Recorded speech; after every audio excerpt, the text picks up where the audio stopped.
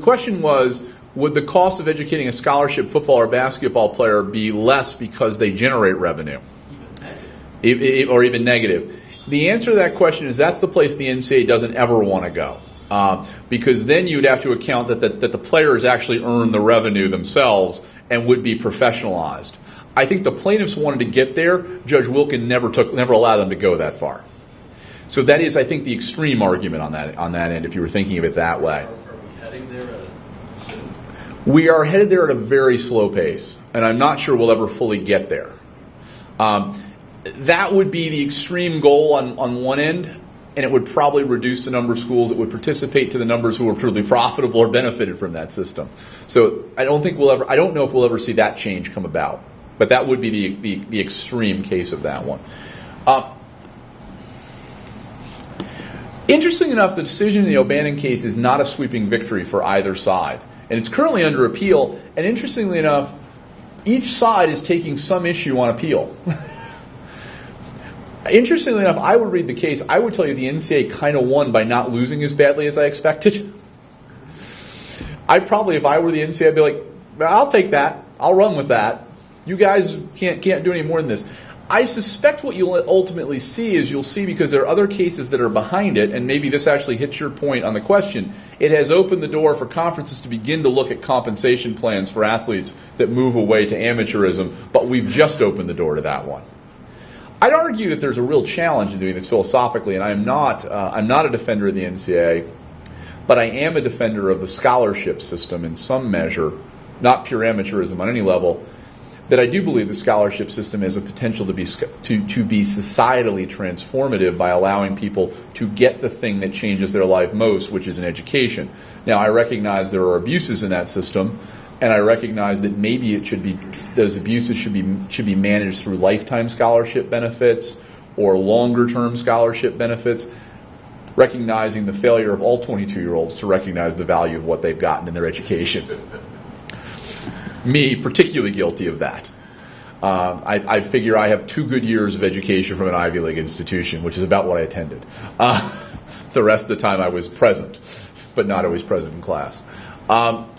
So it has opened the door to do this. I think one of the interesting things that will happen with this is we're seeing that schools that have revenue capability are more willing to give it and more willing to confer it, and schools that don't have it are much more worried about the process. They're very, very nervous about how they go about it, what they're going to do, and how they're going to move ahead. It's going to potentially tighten it down, and the schools that generate a lot of money from sports, where sports are important, have a good deal of money to put into it. To give you a sense of it right now, scholarships at a typical major Division I school represent 9% of revenue. So coaching salaries represent 6% of revenue. You got a lot of revenue potential to go up to in that way. The question is, almost no school is very good at how they manage money. They do education a little bit better than that. So I always think it should, rather than converting it to money, it should be an educational benefit. The other big issue that's out there, and it's worth talking about for 2 minutes, this is still percolating in the same moment, 3 issues actually. The idea of the Northwestern football unionization, the concept of Title IX implication, and then our conferences, the 5 power conferences, are they better positioned than the NCAA due to interconference competition? Are they are they potential antitrust violators in the same moment? Just are they the next target down? Well, let's start with Northwestern football. Scholarship football players from Northwestern University, which is significant in 2 levels. It is the only private university in the Big Ten Conference right now. It's in Illinois, which is in a pro-union state. And its scholarship football players made a petition to the National Labor Relations Board for the right to unionize. Now, the key element to being a union is you have to be an employee. No entity anywhere had ever deemed scholarship college athletes employees. There had never been a conversation with that. And remember, that's at odds in the same moment with that whole concept of unionism, right? Or of amateurism, sorry. Now, we have a very interesting moment in the NLRB. And if you've done any labor practice, you know the most hotly debated topics. Two groups of people who can't unionize. Well, you have to be an employee, so non-employees, no unionization. You're not employees? You're a club. Go by. The other group of people who can't unionize are supervisors. Supervisors can't unionize. Independent contractors can't unionize on the same level. They can have an association, but there's no union. So essentially, here's an interesting one. If you look at it from this perspective, are scholarship football players employees inside the definition of the NLRB, and are they subject to the power to unionize? If you look at the breadth of the Obama administration's NLRB, which is a broad unionizing NLRB, they probably are. The biggest, most debated cases over unionization typically have been about nurses. Are nurses employees or are they supervisors? And the definition on an employer or supervisor makes their own rules. They decide they exercise independent discretion and judgment. Flip side is you get a Democratic NLRB, nurses go back to being employees. You get a Republican NLRB, and God, the purview of nurses has expanded dramatically. Job's the same every day, but just the freedom to be one kind of goes up. The Obama NLRB is pretty liberal about who gets to be an employee and what the definition is, and NYU is the source of some of this. We've been part of this. Our graduate assistants sought unionization under the Clinton NLRB, got it. Our adjunct faculty sought unionization and got it. The Bush NLRB reversed the decision with regard to the graduate assistants, and when NYU saw the Obama NLRB begin to move back in that same direction, they signed a consent decree to allow them to unionize. So it's a very interesting topic. You're seeing unions now, or the push for unionization in places it previously wasn't, college sports. So in March, the regional director of the NLRB for the Great Lakes District approved the petition of scholarship football players to unionize, to form a union, saying that their duties, that their goals, their effect as the university was to essentially be employees first, students second. That was a very powerful thing symbolically. I'm not sure that historically it will be a lot different than the Emancipation Proclamation.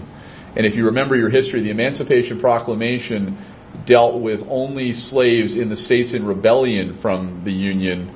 So who didn't recognize Abraham Lincoln as their president at the time. It didn't affect slaves in the border states who were still loyal to the Union. So in a sense, it was a very powerful statement, but it freed no one effectively until the Civil War ended. This may be the same kind of principle that schools can unionize. Now, here's the big exception. As a matter of law, they can unionize, but this petition affects only Northwestern and only their scholarship football players. That immediately creates Title IX concerns. It immediately creates some other concerns. Additionally, if you were to think about it from this perspective, the NLRB has no jurisdiction over people at state institutions. And in fact, most of the states where college football and basketball, football in particular, matters, the state law prohibits unionization of state employees as a matter of law straight away. So in Alabama and Texas, you want to be a public employee, good luck, no unions. Prohibited as law. So this does not extend to any of the state universities. A state university where it would be a factor, Michigan, their state legislature, their House, which is Republican controlled, just passed legislation this week to prohibit unionization of college athletes. Now, I'm not sure that's not purely discriminatory straight away, but because they don't have it for any of their other employees. But it's an interesting thought. I don't see unionization as being the great goal here, because of the narrow effect of the ruling and its limited effectiveness, but it is an argument about athletes not getting their fair share, and I think a fairly prominent step forward. What we're going to see in the next few years in terms of movement is a much broader movement for athletes to get their benefits, to get benefits over and above what they're currently receiving, even if they are fairly generous. One of the other barriers to this, interestingly enough, is the concept of Title IX. And Title IX basically says that any university that receives federal aid has to be doesn't have to be gender equal, but has to be moving toward gender equality. So any benefit that you're going to give to male student athletes in the primary revenue sports, you have to make some accommodation for women, and particularly women in sports that don't produce as much revenue. So you can't give male tennis players a benefit that you don't give women's tennis players a benefit. You can give football players who earn more benefit than you give women crew athletes. But it's a difficult conundrum, and it certainly forces the colleges to seek broader solutions for the money. You can't just say that it goes to football and basketball. Judge Wilkin is interesting because she gave it very little thought in her decision, yet it is an issue most of us have thought about. Don't know where this is going to come down. We have not seen a lot of Title IX litigation around the colleges lately. It has not. It's been very quiet. I don't know if we'll see a new spate of that as we move ahead. But certainly, I think 40 years after Title IX, we've certainly seen the power of women and the transformative effect of women in sports. And I don't think anyone would recognize that it would be anything else going forward. It's a question, can we keep that equality moving forward in an interesting way? Last question, and I'm kind of running toward my time limit, which allows you to get a break and a little bit of refreshment. So God knows I should finish quickly. The conferences, the 5 conferences, are they better positioned than the NCAA against lawsuits due to their competition?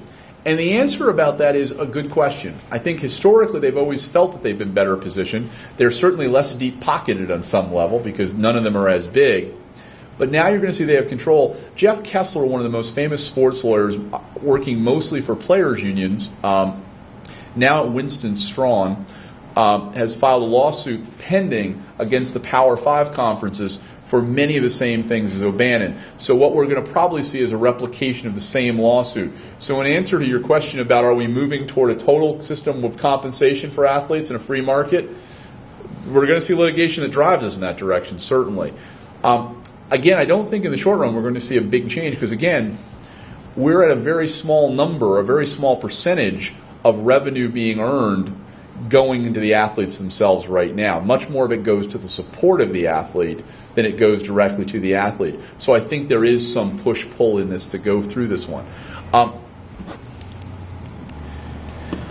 I guess if we're thinking about the future, the money continues to flow into collegiate athletics at a faster pace or faster rate than the other major sports. The growth of college sports, particularly as television product and television platform, continues to grow. Simply just the power of universities as employers and public entities has grown tremendously. They're one of the few, until the last couple of years, they came through the financial crisis and going great guns. They've been very, very important institutions, particularly in terms of globalization. I always tell people when I'm traveling abroad for NYU, nobody ever thought I worked for a multinational. And then finally, I think we will begin to see the professionalization of athletes, with maybe the stop point being somewhere like the Olympic model, where athletes can receive endorsements, maybe receive some other benefits, and there'll be a baseline benefit for everybody. That comes to the end for me, a little bit abruptly, but I think I just hit the 75th minute mark, so that's good. I can take a couple questions, but this is my information, and it's in your packet, hopefully, and if you don't have it, please copy it down, and please feel free to look at me, follow me on Twitter, or give me a holler, and I'll talk to you. I'd love to.